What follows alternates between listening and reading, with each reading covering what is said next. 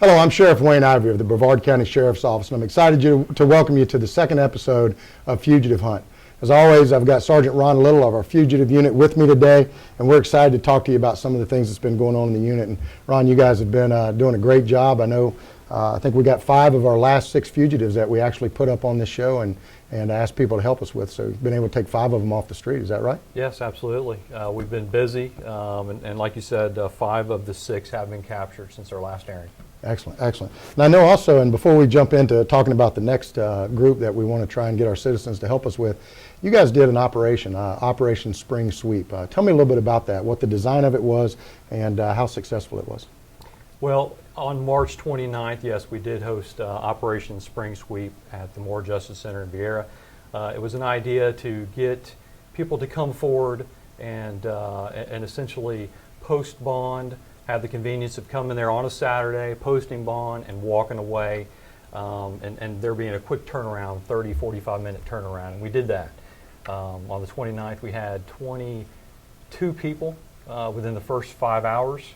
It was a total of 31 warrants closed, and we did just that. We had people come in, some were in and out in 20 minutes, some were close to an hour, but I think it was successful. I think initially people were a little apprehensive. I know. I saw on Facebook there were some comments about whether or not this was a bait and switch type thing, but some of the feedback I'm seeing, I think they see that it was not that. We did what we said we were going to do. People came, turned themselves in, and they were out the door. It was so funny because we got comments on Facebook about, I think this is a trick. I think they're just trying to get people down there, and it wasn't. It was actually designed, and correct me if I'm wrong, but it was designed to people that have nonviolent warrants that are not felonies, or they have ability to make a bond. It was designed to get them to the bonding process and get them booked in and get them out so that their warrant can actually be processed and bring closure to it and get it off the books. Because at any given time, we have about 3,000 warrants that are sitting in our database. So I think it was a great idea by the team, and it looks like it, for the first one, it was certainly successful, and now I think we're going to continue these. Is that the plan? Sure. I hope to, but you're right. I mean, a lot of people came, they posted bond themselves, or they came with a bondsman. And I think now that we've done it once and the word will get out there, that the next time I think the numbers are going to be a little better. Yeah, and you make a great point too. We partnered with our bondsmen throughout the county. So many of the different affiliated bonds people in our organization or in our county partnered with us to make this happen. So as these continue, you'll see the advertisements go out, and hopefully more people will take advantage of it. So 5 of the 6, and I know you had one that you really wanted to kind of talk about that gave our team a little bit of a run, or kind of tell us about that individual. Yeah, on the 5th, one of the 6 from last time that we aired, Mr. Devon Brown, on February 5th, our fugitive agents located him within a family friend's residence in the Melbourne area, and eventually we were able to get inside the residence, do a search, and determine that he was actually in the attic. We tried to make contact with him in the attic. He moved his way to the other side of the duplex and then forced his way down into the adjacent duplex, where eventually he was captured. All right. So, well, you'll never find me in the attic. I'm going to tell you that, Ron. I don't think I'm going to get up there. You might find me hiding in the kitchen somewhere. That's a possibility. But yeah, your team does such a great job, and they do put themselves at risk every day. They're out trying to take people off with violent warrants, and some of them are people we've been looking for extended period of times, and others are the ones that are fresh in the system that just got a warrant taken out for them. So my hat's off to your team and everything they do in this.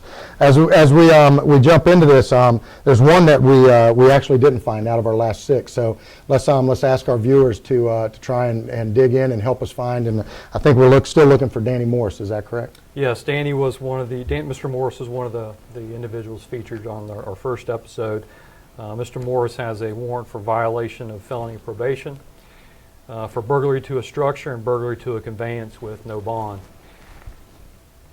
He's approximately 5'6", 175 pounds, and he has a heart tattoo on his chest. He has an extensive criminal history involving battery on a law enforcement officer, carrying a concealed weapon, resisting arrest, and loitering and prowling. Mr. Morris's ties to the Titusville and Mims area. All right.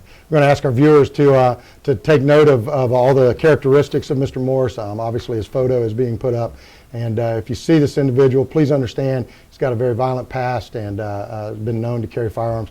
Please contact either our agency or contact CRIMELINE 1-800-423-TIPS so that you can give us a chance to get this individual off the street before he has a chance to do any more damage. So that takes care of our sixth one. We've got the other 5 off the street, and I know we got a fresh new list that we want to get out. So let's jump into this. I think the first person that's on our list is Mr. Terrell Lewis, who looks like he's got 2 outstanding warrants. Yes, Mr. Lewis does have 2 outstanding warrants. He's wanted for home invasion robbery and grand theft. He's got a total bond of $35,000. He's approximately 5'9", 130 pounds, and he has a heart tattoo on his left shoulder and Lisa on his upper left arm. His criminal history involves battery, grand theft auto, scheming to defraud, and possession of cocaine. He has ties to the Titusville area.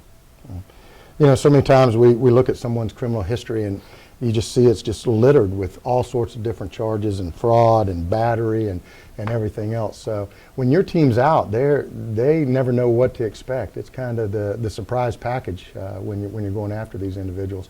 How do you guys prepare for that? What does your team do? You obviously practice together and use certain tactics, but what's it like on a kind of day-to-day basis with you guys out there? Well, you know, daily we review the warrants coming in, and we target people like this that you're talking about that have the extensive criminal histories. We look at their new charges and their history and decide, hey, who are we going to focus on first? And then we do our research, and we work together as a group. You know, that's the idea. We're dealing with these people as a group as opposed to 1 or 2 people because of their histories and the fact that they possess weapons and they have a history of violence towards citizens and then also law enforcement. And so we do train. Just yesterday we were out at the shoot house and doing some drills and training on building clearing and positioning our vehicles and those types of things and preparing for these types of incidents like Mr. Javon Brown that's barricaded inside a residence. All right. Excellent. Well, again, if you know Mr. Lewis's whereabouts, please contact us. Please don't hesitate to call us. You can also reach for us. We get a lot of information on through personal message on our Facebook page at Brevard County Official. And it's amazing how many tips we get. People send us a personal message and we're able to get it to our team. And so always different avenues, different ways that you can reach us. But for certain, if you know where Mr. Lewis is, please let us know. So let's jump ahead to our next subject that we're looking for, Mr. Travis Carr. And I see he's got several outstanding warrants, or an outstanding warrant for a violation of probation for battering a law enforcement officer with a no bond status. And we know that somebody that's driven to the point where they'll commit a battery on a law enforcement officer pretty much doesn't have respect for anybody else, and so pretty much puts everyone in harm's way. Sure. So tell me a little bit more about Mr. Carr. Sure. As you said, he's got currently a violation of probation warrant for battery on a law enforcement officer with no bond. He's approximately 6'2", 195 pounds. He has a star tattoo on his face and a knife tattoo on his neck. His criminal history involves battery, forgery, loitering and prowling, burglary, and grand theft. He has ties to the Cocoa area. We just learned that he could be in the Merritt Island area. I believe the image of him shows his hair is long, and we understand that he possibly shaved his head recently. All right, so doing a lot of different things to change their appearance. Sure. And stuff like that.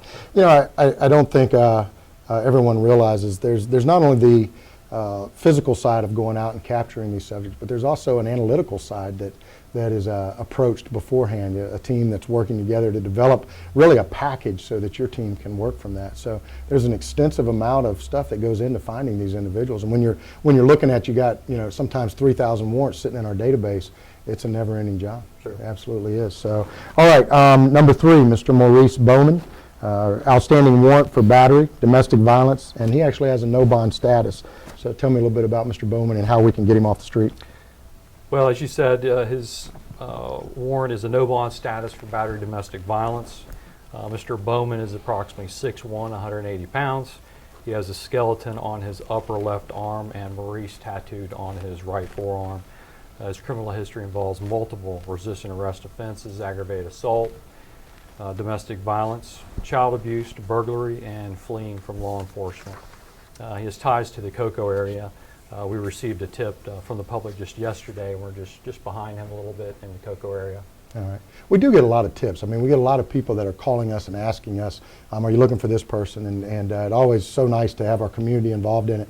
But, you know, I'm looking at this individual, and you see he's got a history of fleeing and attempting to elude. So that's pretty much one where your team, when you start, you know this is going to be a chase, Sure. one way or another, a car chase or a foot chase. And I'm somewhat surprised you guys don't ever call me out when you're having the foot chase stuff of it. Is that just... Right. Because I'm not working with you every day? Back of our mind, Right, you know. that I'm available. Sure, All right, absolutely. perfect. So, all right, I don't believe any of that, Ron. All right, and number 4, and I'm going to let you pronounce this name because I have absolutely no idea how to do it. So, Hopefully I won't butcher it too bad here. Mr. Aaron Theocardes is wanted for 3 outstanding arrest warrants for violation of community control, in reference to burglary, grand theft, robbery with a firearm, and aggravated battery, and possession of firearm by convicted felon with a no bond status. He's approximately 5'11", 145 pounds. He has a cross tattoo on his right shoulder and a lion tattoo on his left shoulder. Mr. Theocardes' criminal history involves grand theft, burglary to a dwelling, possession of drug paraphernalia. Mr. Theocardes has ties to the Palm Bay area. all right. If you know of his whereabouts or anybody that might have connection to him, please get that information to us. Again, you can reach us by phone. You can go to CRIMELINE 1-800-423-TIPS. You can get us on Facebook, or you can just actually, if you see one of our people somewhere on a call or anywhere, you can let them know, and we'll get focused on trying to locate him from your information. All right, number 5, Mr. Darrell Royal. And it says he's got an outstanding warrant for failure to appear in reference to a battery on a law enforcement officer, attempted burglary to an occupied residence, and resisting arrest and battery. Again, no bond. So this is an individual that has every reason in the world to resist, every reason in the world to run or to hide, because he knows when he goes to jail he's not getting out. He's got a no bond status. So a little bit about his description. Tell me a little bit about him. Mr. Royal is approximately 5'11", 165 pounds. He has a shield tattoo on his left hand and an additional tattoo on his left shoulder. I'm not sure what that tattoo of is exactly. Mr. Royal's criminal history involves multiple resisting and multiple inhalation, ingestion, or possession of harmful chemical substance offenses. Mr. Royal has ties to the Cocoa area. All right. Okay, and then we got number 6, our last fugitive we're going to highlight, and it's Mr. Brian Montoya. Outstanding warrant for armed burglary, grand theft, and dealing in stolen property. And his bonds actually, it's not a no bond status, but it's $125,000. So he's going to be with us for a while too. So tell me a little bit about Mr. Montoya. As you said, his warrant is for armed burglary, grand theft, dealing in stolen property. He is approximately 6'4", a big guy, 220, 225 pounds. Mr. Montoya's criminal history involves battery, domestic violence by strangulation, and false imprisonment. Mr. Montoya has ties to the Palm Bay area, and he may also possibly be homeless. Okay, so, you know, our team does a great job putting up all the photographs and everything.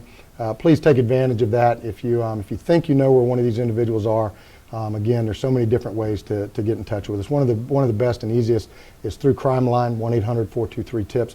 And you know, I don't think a lot of folks realize that CRIMELINE is 100% anonymous. They don't even tell us who that person is calling in, and they have a mechanism that's in place where if there is a reward for the individual or for the crime, then they have a mechanism set up where you go to a local bank, you go in, you don't have to tell them who you are, you give them a code that they give you, and you're able to get the reward without ever having to reveal your identity or anything. So take advantage of that. It's a great tool for us, and certainly they work close hand in hand with law enforcement. So anything else that you guys have coming up or that you think would be important for our viewers, Ron, to focus on? Or I know we wanted to help us with these 6 individuals, but.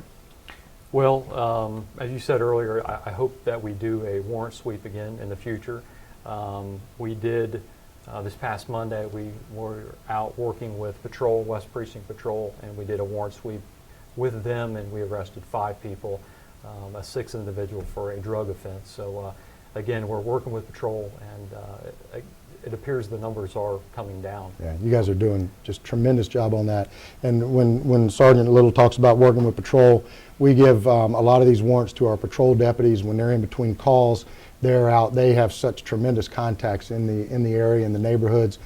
So they're out trying to look for these individuals as well. But even with that, with our fugitive unit, with our patrol, we need your help. We need you to take what you learned today on Fugitive Hunt and take it with you. And when you see one of these individuals, or if you know someone that knows them, give us a call. We very much want to get them off the street. As always, we thank you for being with us on Fugitive Hunt.